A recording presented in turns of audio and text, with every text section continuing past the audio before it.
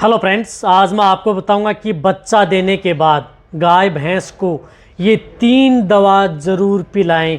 यदि आप अपने जितने भी जो पशुपालक हैं वह जो डेयरी फार्मर हैं वह अपनी गाय भैंस को जैसे डिलीवरी होने वाली है या डिलीवरी हो जाती है तो उसके बाद में यदि जो मैं 3 दवा बताऊंगा 3 तरह की, उसका यदि आप प्रयोग कर लेंगे तो आप अपनी गाय भैंस में जो बार बार कमेंट्स करते हैं कि सर दूध की मात्रा नहीं बढ़ पा रही है ब्याने के बाद में, आप आसानी से दूध की मात्रा डबल कर सकते हैं। उस तरह के केस में डबल का मतलब है कि जैसे दूध दे रही है उसमें से उसके बाद में उसका दुगना आप दूध अपनी गाय भैंस का निकाल सकते हैं। दूध के अलावा ही नहीं, आप दूध के अलावा कई तरह की मेटाबॉलिक डिजीज़ हैं, बड़ी बड़ी बीमारियां हैं, उनसे आप अपनी गाय भैंस को बचा सकते हैं। इसी के साथ साथ आप अपनी गाय भैंस को जो इनफर्टिलिटी या रिप्रोडक्टिव ऑर्गन से संबंधित यदि कोई दिक्कत ना हो, उस तरह के केस से भी बचने के लिए आप अपनी गाय भैंस को ये दवा पिला देंगे तो बेटर रिजल्ट देखने को मिलेगा।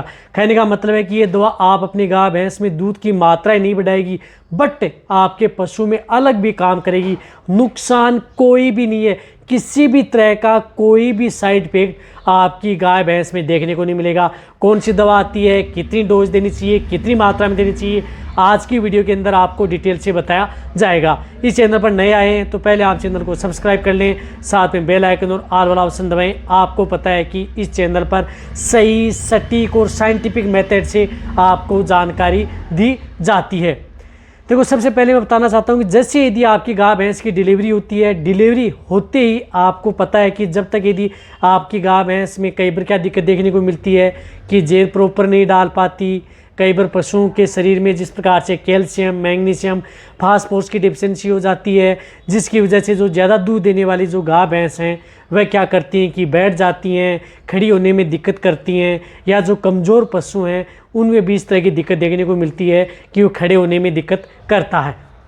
साथ में यदि आपके पशु में पहले ब्यावत से यदि दूसरे ब्यावत में यदि आप दूध ज़्यादा लेना चाहते हैं तो आप उनका प्रयोग कर सकते हैं। और क्या क्या काम करती है, वेजाइनल इन्फेक्शन, किसी भी तरह का वेजाइनल इन्फेक्शन नहीं होगा, आपका पशु समय पर हीट में आएगा और समय पर गर्भ भी ठहरेगा, कंसेप्शन रेट भी आपके पशु में सबसे ज़्यादा बनी रहेंगी। इतना कोई महंगा खर्चा नहीं है यदि आप अपनी गाय भैंस को वह पिला देंगे।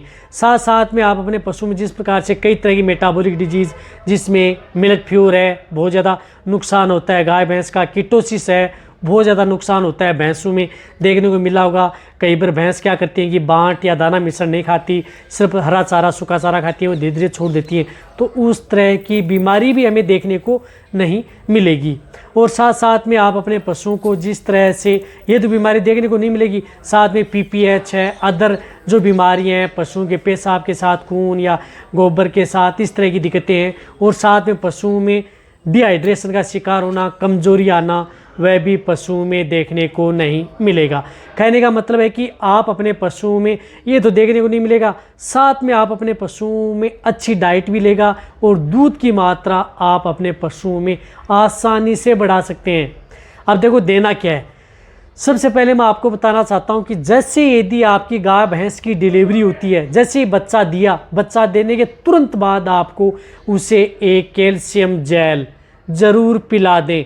आप चाहे किसी की सलाह ले या न ले, लेकिन ये जेल जैसे यदि बच्चा देती है गाय भैंस, तुरंत 300 ग्राम की जेल आप उसे पिला दें। कोई भी अच्छे ब्रांड की होनी चाहिए, जिस प्रकार से मैनकाइंड की है, कैल्शियमस्ट है, जिसके बारे में लोग जानते भी हैं, अच्छा रिजल्ट भी है, तो ये तुरंत उस पशु को पिला दें।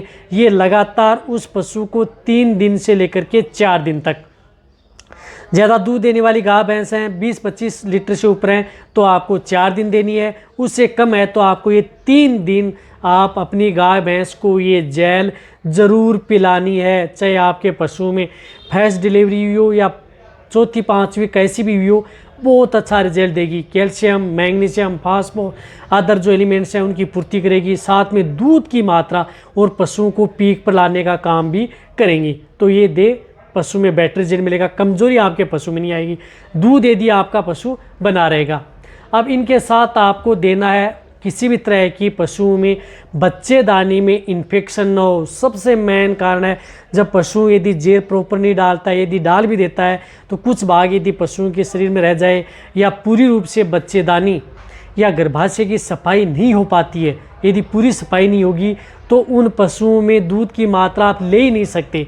तो बच्चेदानी की अच्छी सफाई हो, उसके लिए आपको अच्छा यूटेराइन टॉनिक या यूटेराइन क्लीनर जो आते हैं उनका आप प्रयोग करें। अच्छे ब्रांड का होना चाहिए, जेनेरिक नहीं होना चाहिए। अच्छे ब्रांड में जिस प्रकार से आयुर्वेद का आता है एक्जापार, ये आप प्रयोग कर सकते हैं। जैसे यदि आपकी गाय भैंस ने बच्चा दिया है, यदि आप कैल्शियम जहर पिला दी, अच्छी बात है। और जो भी यदि आप अपने पशु को यदि आप दे रहे हैं बांट या कुछ भी खिला रहे हैं, उसमें आप उसे 100 ml सुबह और 100 ml शाम लगातार 5 दिन आपको ये एक्जापार लिक्विड ज़रूर पिलानी है। इसका बहुत ही अच्छा रिजल्ट है। कई बार इसकी वजह से पशुओं में आप कितनी भी दवा दे लें, लेकिन पशुओं में ताज़ा ब्याई गाय भैंस में दूध की मात्रा नहीं बढ़ पाती है। तो आपका पशु जेर यदि सही डाल देता है तो भी आप दें, यदि सही नहीं डालता है, गिर नहीं रही है, या वेटरनरी डॉक्टर से यदि हाथ से निकलवाई है तो भी आप दें। सबसे ज़्यादा बेनिफिट है पशुओं के लिए, ये ज़रूर आप अपने पशुओं को पिलाएं। देखो ये दवा यदि आप अपने पशुओं को देंगे, बहुत इस तरह के जो पशुपालक हैं जो कई बार इस तरह के जो काढ़ा वो तैयार नहीं कर पाते हैं या उनको ये सुविधा नहीं उपलब्ध हो पाती है, तो उनके लिए तो ये सबसे बेस्ट रिजल्ट है।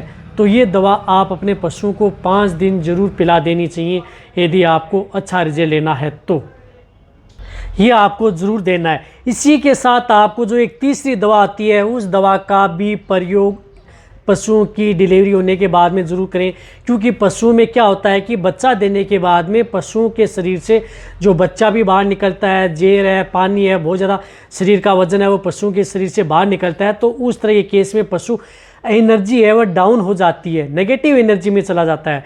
तो पशुओं को नेगेटिव एनर्जी में चला जाता है, ब्लड में ग्लूकोज का लेवल है वह कम हो जाता है। उसकी वजह से पशुओं को दूध है वह पीक पर नहीं आ पाता है, दूध की मात्रा नहीं बढ़ पाती है। तो एनर्जी को बूस्ट करने के लिए जिस तरह से केरस की आती है बोवी चार्ज जो आपको दिख रही है, ये बोवी चार्ज आप उस पशु को ज़रूर पिला देनी चाहिए। ये कितनी देनी है? ये 200 ml यदि आप दूध बढ़ाने के तौर पर यदि ले रहे हैं तो 200 ml पर डे के हिसाब से लगातार 5 दिन से लेकर के 10 दिन तक कंटिन्यूटी आप दे सकते हैं, और ज़्यादा दिन भी यदि आप दे सकते हैं अच्छा रिजल्ट लेना है तो। ये 200 ml बोवी चार्ज ये ब्लड में ग्लूकोज को लेवल को मेंटेन करती है। पोस्ट काल्विंग यानी बच्चा देने के बाद में पशुओं की एनर्जी को बूस्ट करती है, दूध पर पशुओं को पीक पर लाती है, दूध की मात्रा पहले ब्यावंत में था उससे ज़्यादा बढ़ाने की कोशिश करती है। साथ में पशुओं में जो कमजोरी है उनको भी दूर करती है, और बेटर रिजल्ट आपके पशु में देखने को मिलता है। साइड इफेक्ट किसी का तरह नहीं है। तो आप ये 3 दवा, आप बहुत इस तरह कमेंट्स कर सकते हैं सर देना कैसे।